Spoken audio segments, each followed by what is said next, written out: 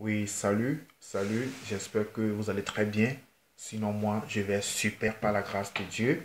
Je m'appelle Joël Kanaza et nous sommes encore là ce matin pour faire une petite vidéo. Et le thème de notre vidéo est comment éviter les blessures intérieures. J'ai l'habitude de dire que si on peut guérir les blessures intérieures, là, on peut aussi éviter d'être blessé. La plupart des fois, nous pouvons remarquer que la plupart des blessures intérieures, c'est nous-mêmes qui sommes l'auteur de ces blessures. Alors, nous allons essayer de lire un texte biblique qui va nous introduire dans certaines paraboles de Jésus. Jésus était en train d'enseigner des gens de comment ils peuvent éviter d'être blessés publiquement. Parce que tu vas dire parfois que non, toi tu n'as rien fait, mais les gens sont venus pour t'embêter, les gens t'ont manqué du respect. Alors Jésus connaissait toutes ces situations qui peuvent toutefois nous arriver. Alors il est en train d'enseigner des gens comment ils peuvent se comporter publiquement. Alors nous allons voir dans Luc 14, versets 7 à 11. La lecture nous fait comprendre qu'il adressa ensuite une parabole aux conviés, en voyant qu'ils choisissaient leur première place, et il leur dit, lorsque tu seras invité par quelqu'un à des noces, ne te mets pas à la première place, de peur qu'il n'y ait parmi les invités une personne plus considérable que toi, et que celui qui vous a invité l'un et l'autre ne vienne te dire, cède la place à cette personne-là. Tu auras alors la honte d'aller occuper la dernière place.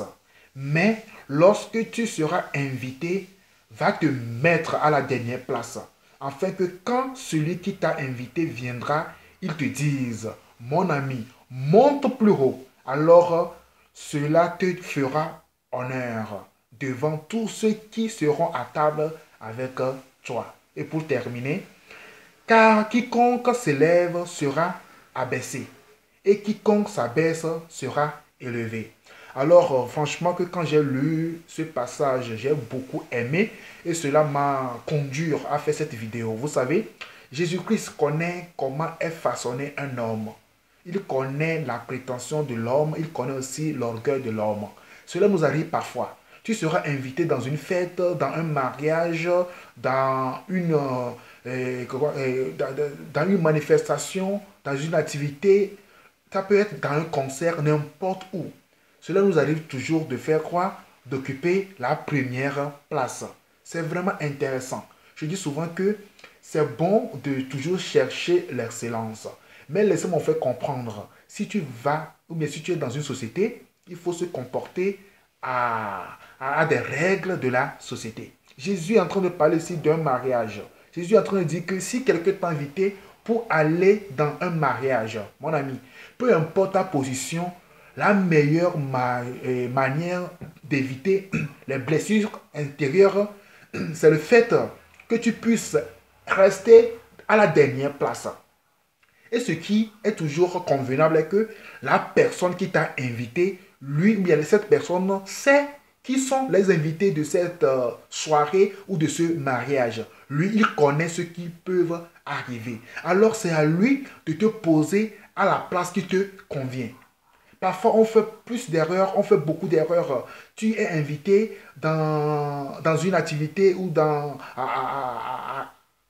une fête. Mais tu viens, tu fais des erreurs, tu vas, tu occupes la première place. Je me rappelle que cela nous est arrivé un jour. Et j'étais invité pour un réveil spirituel dans une église ici au Brésil. Et alors que je suis arrivé, je t'assure que s'il y avait des accueillants, bon, la personne savait que j'étais l'orateur, la personne voulait vraiment me glorifier, et la personne m'a fait comprendre de rester dans cette... et m'a donné une place. Alors, j'ai vu la place, mais j'ai dit non, que j'aimerais m'asseoir de l'autre côté. Et la personne a vraiment insisté, mais j'ai dit non, que je vais m'asseoir ici. Et bon, c'était ça, c'était ma décision. Et qu'est-ce que j'ai dû remarquer? Le pasteur principal de l'église, il est venu à cette soirée avec le président de l'église des assemblées de Dieu. Vous comprenez un peu? Il est venu à cette conférence avec le président des pasteurs. Moi, j'étais parti comme un orateur. Et voilà que il y a quelqu'un qui est plus grand que moi. Quelqu'un qui est le président, je dis bien le président des pasteurs. Il est venu avec mon pasteur, mais le pasteur qui m'a invité. Et il voyait un peu, le service d'accueil m'a donné la place qui était réservée pour qui? Qui était réservée pour le président des pasteurs. Vous voyez un peu? Imaginez un peu si moi, Joël Kanaza, j'étais assis là, comment serait, peut-être que le pasteur va venir pour dire que, s'il te plaît, pasteur Joël, la place là, c'est réservé pour le président, s'il te plaît, il faut te lever. J'aurais la honte. Donc pourquoi nous sommes appelés à occuper la place qui est plus bas? Et là, celui qui t'a invité, c'est lui qui connaît le degré des personnes qui sont invitées. Sûrement que l'accueil, le service d'accueil, ne savait pas que le président des pasteurs allait être dans cette conférence.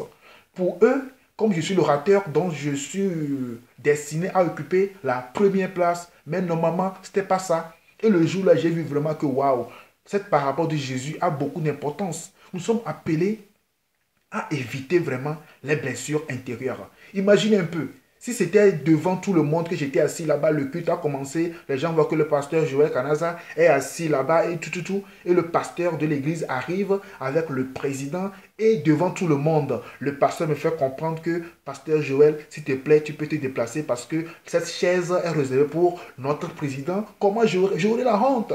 Alors le mieux, c'est quoi? C'est le fait d'éviter cela. Si tu es invité dans une fête, dans une manifestation, si il n'y a personne pour te conduire, même si tu es un pasteur, même si tu es un honorable, s'il n'y a personne pour te conduire, le mieux, c'est le fait d'éviter. Tu t'assois là où tout le monde est assis. Ne va pas occuper la première place pour te faire comprendre que non, toi, tu es l'invité d'honneur, alors tu peux t'asseoir là où tu veux. Non, tu vas te faire blesser pour rien. C'est pourquoi Jésus, connaissant cela, est en train d'attirer l'attention à ces gens-là.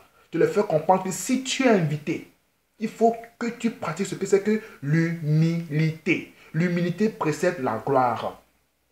Et autre point, je voulais vous faire comprendre aussi que certaines situations arrivent pour nous former, certaines blessures intérieures aussi arrivent pour nous former. Il y a la nature qui peut toutefois te faire vivre certaines blessures intérieures. Cela peut toutefois arriver. Mais ce que je suis en train de dire dans cette vidéo, c'est que ne faudrait pas que tu cours vers la blessure intérieure. Ce que Jésus est en train de dire dans Luc 14, 7 à 11, il est en train de faire comprendre aux gens d'éviter cela. Ce qui veut dire que quoi? Tu peux éviter. Tu n'es pas obligé de vivre la blessure intérieure. Tu peux éviter de vivre la blessure intérieure. Vous comprenez un peu? Et aussi, comme je viens de le dire, parfois, la plupart des temps, c'est nous-mêmes qui sommes auteurs des blessures intérieures. C'est nous-mêmes qui sommes auteurs. Tu sais, parfois, il y a des gens qui aiment savoir tout. Des gens qui aiment savoir tout ce qui se passe avec eux.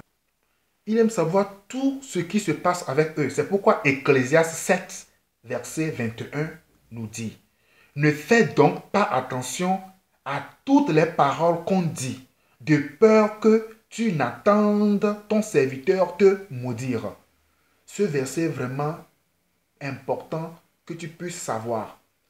Toi qui veux éviter la blessure intérieure. Vous savez, si tu es un patron, un dirigeant, un pasteur, un directeur, papa, maman, si tu occupes une position, même dans ta famille, pour vivre heureux, pour éviter la blessure intérieure, il faut éviter d'écouter tout ce que les gens disent de toi. Il faut toujours éviter cela. Vous savez, la bouche de l'homme est toujours faite pour parler d'autres personnes. La bouche de l'homme est toujours destinée à parler d'autres personnes. C'est toujours comme cela. Si tu es un patron, un pasteur, un responsable, un directeur, on t'a donné une responsabilité dans une société, il faut faire cas d'un sourd. Il ne faut pas chercher à écouter toutes choses parce que les paroles que tu vas vouloir écouter, ce sont ces paroles qui peuvent toutefois te détruire, qui peuvent toutefois te blesser. Vous comprenez un peu? C'est pourquoi c'est vraiment important en tant que responsable d'éviter d'écouter toutes choses. Vous savez, je me rappelle qu'un jour, il y avait un groupe de bornes, de domestiques dans notre quartier où on était. Et il y avait trois personnes, trois domestiques qui étaient en train de parler. Imagine un peu. Elles parlaient de qui? Elles parlaient de leur patron et de leur patronne. Ma patronne me fait ça. Ma patronne me traite. D'autres personnes aussi parlent. Ma patronne me traite. Toutes les trois parlaient de leur patron et de leur patronne. Moi, j'étais là à côté. Ça m'a étonné. Et je me dis, waouh, la manière dont ce monsieur traite sa bonne n'est pas satisfaite. Elle ne fait que parler de mal de ce monsieur. Parfois, c'est la fille que tu as reçue chez toi à la maison. Parfois, c'est le boy que tu as reçu chez toi à la maison. Ou bien parfois, c'est un membre de la famille que tu as reçu chez toi à la maison pour aider, pour supporter, pour lui donner un soutien. C'est cette personne qui va toujours parler mal de toi. Et pour éviter tout, il faut faire cas d'un sourd. Mais si tu veux chercher à savoir tout ce que cette personne dit, bien cette personne dise, tu seras blessé. Il y a certaines personnes qui sont blessées comme ça. Je me rappelle qu'il y a une femme qui m'avait dit une fois que Joël, tu sais quoi? Là où moi je suis, je ne vais plus aider personne. Je ne vais plus aider personne. J'ai dit, il y a quoi? Elle m'a fait comprendre qu'il y a une sœur de leur village. Elle était partie là-bas pour un week-end et sa maman est venue chez elle pour lui faire comprendre que, ah, tu sais quoi, ma fille, elle a eu son bac. Même présentement, elle n'a pas de soutien pour faire l'université. Et alors, cette femme a dit que, tu sais quoi, je vais prendre ta fille chez moi. Elle va venir chez moi à Lomé et je vais la faire inscrire dans une université. Et cette fille va faire l'université et elle peut toutefois m'aider à la maison, il n'y a pas de souci. Et c'était la conclusion de leur contrat. Et la fille est venue à Lomé. Elle a commencé par fréquenter. Mais c'est cette fille qui parle toujours mal de cette dame. Tous les gens ont connu cette dame dans le quartier par cette fille. Mais avant que cette fille n'était pas dans sa maison, personne ne connaissait cette dame. Mais depuis que la fille est arrivée dans la maison, tout le monde a connu cette dame dans le quartier. Et la dame est vraiment frustrée. Elle a eu beaucoup de blessures. Elle dit que Joël, tu sais quoi, je ne vais plus aider aucune personne dans cette vie. Parce que les hommes sont mauvais. Les gens sont mauvais. Alors, vous savez, le mieux, c'est d'éviter des blessures intérieures. N'écoute pas les gens. Parce que si tu veux écouter tout ce que les gens disent de toi, tu seras frustré. C'est pourquoi moi, personnellement, je n'aime pas que les gens viennent me confesser des choses que tu sais quoi, Joël, telle personne a dit ça de toi, telle personne a dit ça de toi. Mes amis, il faut éviter ces genres de personnes qui viennent vous raconter les bobards des autres personnes. Cette personne qui vient pour te raconter que telle personne a dit de toi, il faut savoir que cette même personne parle mal de toi aux gens. C'est pourquoi moi j'évite ça. Je n'aime pas écouter tous les sujets qui me concernent. Je n'aime pas écouter les commentaires qui me concernent. Même si je fais mon ministère, je n'aime pas écouter les critiques. Non, tu peux me critiquer. C'est Dieu qui... Tant mieux. C'est Dieu qui sait tout. Tu peux me critiquer. Tu peux me dire tout. Non, Joël est comme ça. Non, il est comme ça. Ou dans ses vidéos, il fait ça, il fait ci. C'est tant mieux. L'essentiel est que moi, je ne veux pas t'écouter. Et c'est pourquoi j'évite même des personnes qui viennent me raconter des choses sur moi. Que telle personne a dit ça. Je les évite. Donc, l'homme est appelé à éviter les blessures intérieures. Les blessures intérieures sont appelées à être évitées. Nous ne sommes pas appelés à vivre toutes les blessures intérieures. Certaines blessures peuvent venir, comme je viens de le dire, pour nous former, oui. La nature peut nous faire vivre certaines blessures. Et après ça, tu vas voir que tu seras formé. Oui, ça peut arriver. Moi-même, j'ai vécu certaines blessures comme cela. Mais aujourd'hui, je suis formé. Quand j'étais arrivé ici au Brésil pour la première fois, j'ai passé par certaines situations. Mais ces situations m'ont formé aujourd'hui. Vous comprenez un peu? Alors, les blessures intérieures sont appelées à être évitées. N'écoutez pas tout le monde. N'écoutez pas tout ce que les gens disent de vous. Évitez les commentaires. Si tu es un pasteur, un responsable, un papa, une maman, un leader, ça peut être un leader d'un groupe, ça peut être dans ton service, ça peut être n'importe où. Si tu as une position pour vivre heureux, pour ne pas être blessé, n'écoute pas tout ce que tes serviteurs disent. Comme Ecclésiaste 7, verset 21 l'a dit. Je vais vous lire ça pour conclure. Ecclésiaste 7, verset 21. Ne fais donc pas attention à toutes les paroles qu'on dit, de peur que tu n'entendes ton serviteur te maudire. Ton serviteur, la personne que tu as reçue pour aider, pour apporter un plus, pour qu'il puisse avoir une vie, cette personne peut te maudire. Donc c'est pourquoi la Bible nous fait comprendre d'éviter d'écouter toute parole que les gens disent. Et là, tu peux éviter la blessure ou bien les blessures intérieures. Je crois que j'ai déjà fait une vidéo sur la guérison intérieure la fois passée. Alors, cette vidéo peut compléter aussi le fait d'éviter les blessures intérieures. Merci beaucoup et que Dieu vous bénisse et que Dieu vous garde et que Dieu nous donne la capacité de pouvoir toujours éviter les blessures intérieures. Que Dieu vous bénisse. Excellente journée. Ciao.